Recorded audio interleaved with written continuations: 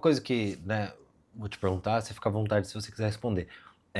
Existe também uma bolha muito do reality que, assim, para algumas pessoas parece que você nasce a partir da sua participação. Então as pessoas não te assistiram antes, ou não te Sim. acompanharam, começam a conhecer aquelas pessoas ali, usaram tudo que você fez. E acho que hoje, assim, é o principal live que você vai fazer, até porque hoje acaba já tudo. Temos mais de 100 mil pessoas nos vendo em todas as redes somadas.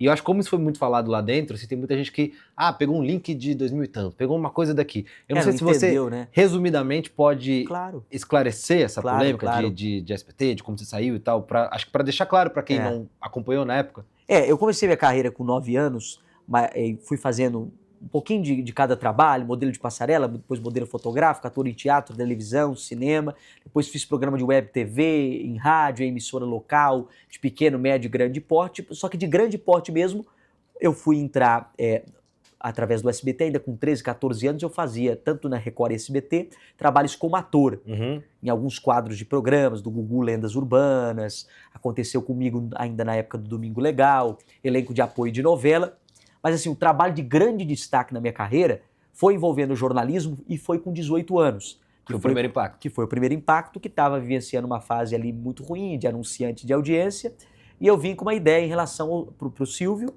de mudar o formato do jornal. Só um ponto, que você veio com essa ideia encontrando ele no Jaça. No Jaça, exatamente.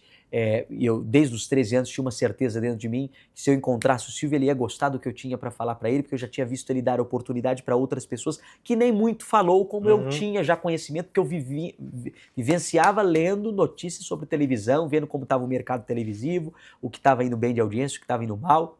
E aí cheguei, Silvio, aquele Jornal da Manhã, nós temos que mudar ele, mudar o formato. Nossa, já se colocando na equipe, nós temos que mudar. Primeiro eu cheguei falando com ele em relação ao Fofocando, né? Uhum. Que era um produto recém-lançado com ele para bater de frente com a Hora da Venenosa, que estava indo super bem na Record, estava até inclusive batendo a Globo. E o Silvio falou, tá dando certo lá, vamos fazer um produto semelhante no mesmo horário e colocar para ver o que acontece. E criou o Fofocando da noite pro dia, criou numa quinta, sexta, contratou as pessoas, sábado gravou o piloto, domingo o Silvio aprovou, segunda estava no ar o programa. Foi numa correria, era um programa de fofoca, tinha 2 fofoqueiros na bancada e um personagem que era o Homem do Saco, Sim. que usava um smoking, gravata borboleta e um saco na cabeça, com abertura só de um olho e de uma boca, e falava tudo que os outros cararimpa não podiam falar. E aí esse programa começou numa segunda, na terça eu encontrei o Silvio e falei, caiu 23% da audiência que dava no horário, por ser um programa de fofoca, Silvio, nós temos que modificar isso, colocar aí matérias, igual o TV Fama faz, entrevistando os famosos na festa para incrementar o programa, dá para se modificar isso. Ele falou, você já fez isso? Eu falei, já, quando eu trabalhei em outras emissoras. E aí ele falou, tá certo, você tem um bom futuro em televisão. Tô tentando resumir a conversa, Você tinha porque ela 17, foi muito longa. 18? 18 já. Tá. E aí o Silvio falou assim, vou mandar fulano te ligar. E fulano realmente me ligou naquele mesmo dia, só que à tarde, falei com o Silvio de manhã, à tarde me ligou, marcou uma reunião, expliquei que eu já tinha feito quadros com notícias dos famosos e alguns programas de emissora de médio e pequeno porte. E aí, como eu já tinha feito isso, por que não entrar com uma figura jovem, o quarto integrante do Fofocando apresentando? Aí a mesma pessoa falou, passei a ideia para o Silvio, tenho 2 notícias para você, uma boa e uma ruim. A ruim é que o Silvio não quer um novo apresentador pro Fofocando, mas a boa é que você pode fazer ou o Homem do Saco, que é feito por uma pessoa já, mas você pode ocupar, ou você fica fazendo reportagem entrevistando os famosos. Aí eu escolhi o Homem do Saco, mesmo que não ia aparecer o rosto.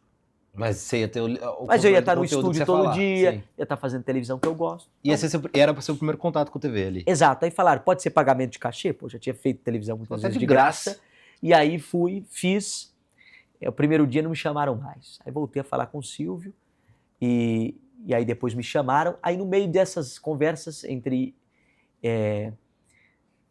idas lá para o Fofocando e saídas, eu acabei citando a história do jornal, que estava indo mal, que tinha que mudar o formato. Aí o Silvio, mas você já fez jornal? Eu falei, Silvio, eu tenho uma experiência que eu tive numa televisão lá de Minas, micro-regional, que eu fazia. Você é de Minas? Um jornal. Não, minha família e eu cheguei a Minas. morar lá 8 meses, com 14 anos, e trabalhei nessa televisão, que era uma TV micro-regional, e participava de um jornal na hora do almoço lá. Aí o Silvio, mas você tem a fita? Eu falei, não tenho a fita, Silvio. É uma emissora que nem no YouTube postava conteúdo na época. Aí o Silvio falou, tá certo, vamos com calma, Dudu, vamos com calma. E saiu. Quando foi à tarde, eu terminei de fazer o Fofocando.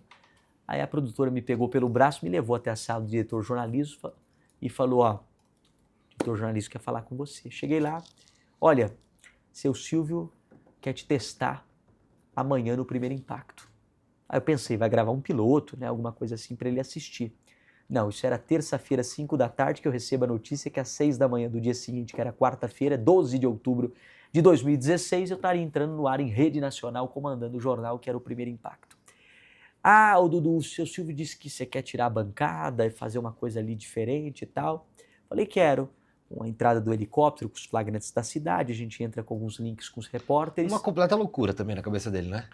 E aí, de repente, o diretor falou, ó, não tem como, o máximo que a gente consegue é tirar a bancada. Beleza, não tem cão caçar com gato, vambora. Peguei, entrei no ar, foi aquela comoção na imprensa naquele dia, que feriado geralmente tem pouca notícia, e foi capa das principais colunas de TV, Silvio Santos enlouquece, coloca jovem de 18 anos, uma criança, o Dia das Crianças. Ficou louca da vida. Foi, ali tudo foi chocante, porque foi uma quebra de parede ali, porque nunca tinha tido um jovem de 18 anos comandando um telejornal. E ainda apadrinhado com o Silvio Santos, aí veio perseguição, veio muita inveja. E por que eu estou contando isso? Porque eu peguei o jornal, e quem é especialista em televisão e acompanha sabe, eu peguei com um determinado número de audiência, e não se faturava, e o jornal depois, óbvio que não foi do dia para a noite, descobri fazendo que televisão é hábito, foi consolidando, foi crescendo, 10º a 10º na audiência. O público foi descobrindo, inclusive com as críticas que me ajudaram a divulgar, que eu não tinha chamada na programação. A dancinha, e aí foi indo, a gente foi buscando aparecer, buscando a divulgar. Silvio foi me chamando para o programa dele para participar. Eu ajudava, aí rolou aquela situação com a Maísa no programa do Silvio, repercutiu muito, outros programas me chamaram, o Pânico na época, me deu uma vitrine muito grande, mais pessoas me conheceram e começaram a assistir o jornal. O formato eu fui aos poucos ganhando mais estrutura, pô, você vai ganhar um live view aqui para você entrar com uma repórter ao vivo. Fui aprendendo que eu não tinha liberdade apenas só para apresentar, eu poderia participar do fechamento do jornal, aí comecei a colocar estratégia, ficar realmente visando a audiência. O jornal foi alcançando números bons, e de números bons, o jornal que eu entrei, que tinha 2 horas de duração, começou a ter 7 horas de duração. Isso começando de manhã? Começava às 6 da manhã até 1 da tarde, uma época começava às 4 da manhã e até 7h15, só a minha parte, depois entrava o segundo apresentador, Marcão, que seguia até 1 da tarde, com muita perseguição. Isso eu estou resumindo para vocês, porque o que eu sofria de gente, né, lá de dentro mesmo, querendo jogar contra, e eu sabia que o Silvio se afastando, eu não ia durar muito ali dentro, não. Mas aí foi indo. E essa gratidão do Silvio ter me aberto as portas, eu quis retribuir com muito resultado. Então batalhei muito. Eu era um garoto, 18 anos, sem nome conhecido, sem chamada na grade, e consegui reverter o quadro de audiência da faixa. Foi muito gratificante. Durou 7 anos, até que Silvio se afasta do comando da emissora. Os diretores na época que tinham o domínio, e aí começaram a fazer tudo que eles queriam, e que com o Silvio, porque o Silvio valorizava muito o resultado. Já vi Silvio tirando programa de parente do ar, porque não estava indo bem. Então o Silvio não tinha disso. Você podia ser amigo dele, se não deu certo, pô, muda, modifica. E aí foi seguindo essa trajetória, e de muito sucesso ali, até que com a saída do Silvio da administração da TV de forma geral, aí sai junto Dudu também. Só que aí houve muitos boatos. Ah, por que o Dudu saiu? Ah, o Dudu saiu por isso. Ah, o Dudu saiu por comportamento. Ah, o Dudu saiu por determinadas atitudes. O fato é que eu já sabia que eu ia sair com o Silvio saindo do comando da televisão. Eu sempre deixei muito bem claro que os sites, para viralizar uma notícia, quer colocar sempre um motivo, porque o motivo verdadeiro não vai dar tanto clique, então coloca ali uma história. Ah, não, fulano está contando isso para mim, então vou publicar. Não é bem assim. Até o Felipe Campos, uma vez aí, um pouco antes de eu entrar na Fazenda, ele fez uma live, estavam criticando que meu cabelo estava comprido, quando eu estava lá no Piauí. O Felipe Campos veio e falou assim, pô, eu estava lá dentro do SBT, trabalhando, e essa história aí que contam do Dudu não é uma história, porque no fundo, acho que até o bombeiro da Eliana veio fazer uma live aqui defendendo, contando que tinha muita inveja em relação à minha pessoa lá dentro. Foi outro podcast, mas eu vi esse parte. Mas teve isso, acho que foi durante até a minha participação agora na Fazenda. Então, teve muita perseguição, muita inveja, mas não era só comigo, era com todos apadrinhados ali pelo Silvio. Então, no resumo, essa história do camarim nunca aconteceu, foi um boato. Isso aí inventaram muito, sabe? Quiseram pegar uma história para inventar, para crescer, para virar notícia ou gerar clique. Mas, na verdade, o fato é, o principal motivo da minha saída foi realmente isso que já era esperado. Queriam me tirar na primeira semana.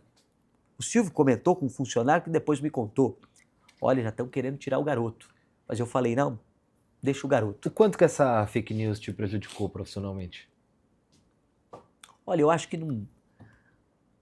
Teve peso de, por exemplo, virar chacota e ser muito criticado.